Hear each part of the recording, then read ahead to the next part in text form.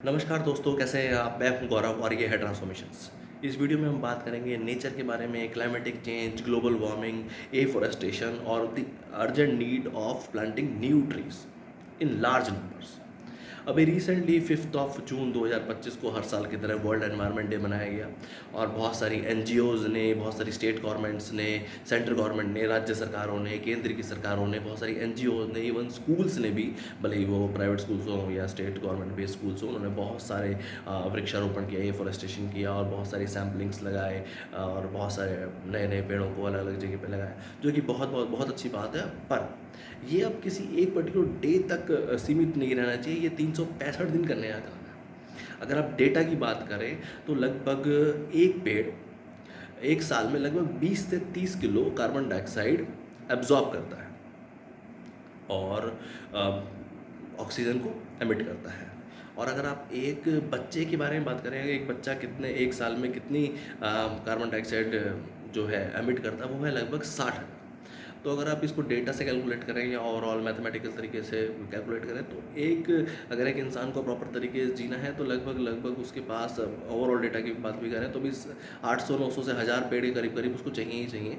जो कि उसके द्वारा एमिट किए हुए कार्बन को या कार्बन डाइऑक्साइड को, हीट को एब्जॉर्ब कर सके। इससे ही, इसी डेटा से ही पता चलता है कि कितनी ज़्यादा ज़रूरत है हमें एफॉरेस्टेशन की।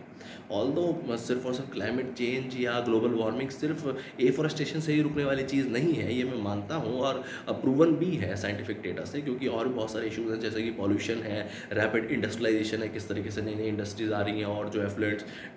डायरेक्ट एनवायरनमेंट में जाते हैं उससे इफेक्ट होता है। क्लोरोफ्लोरोकार्बन जो हमारी गैसेज हैं, इवन बेसिक रेफ्रिजरेटर्स या एयर कंडीशनर्स में भी यूज़ होती हैं और भी बहुत सारे इश्यूज़ हैं, कोई एक पर्टिकुलर इशूज़ नहीं है। और डेटा और रिसर्च तो ये भी बताती है कि even maximum usage of meat and meat product से भी ओवरऑल धरती का टेम्परेचर में फ़र्क पड़ रहा है। ठीक है, अब बहुत सारी चीज़ें तो हम नहीं रोक सकते, जस्ट लाइक रैपिड इंडस्ट्रियलाइजेशन, क्योंकि देश की ग्रोथ के लिए या ओवरऑल प्रोग्रेसिव ग्रोथ के लिए तो इंडस्ट्रियलाइजेशन नहीं रोका जा सकता, क्योंकि इंडस्ट्रीज़ तो बिल्डअप होंगी ही जिस तरीके से पॉपुलेशन एक्सपैंड हो रही है, उनकी एक तरीके से ज़रूरतों को पूरा करने के लिए या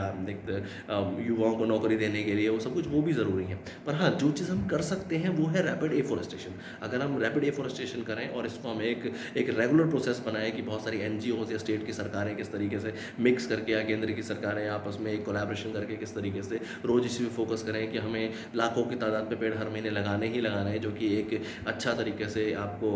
फल भी दे सकें, आपको छाया भी दे सकें और ओवरऑल कार्बन डाइऑक्साइड भी एब्जॉर्ब करें, तो काफ़ी बड़ा चेंज हम ला सकते हैं। सोचिए इस बारे में। जय हिंद, जय भारत।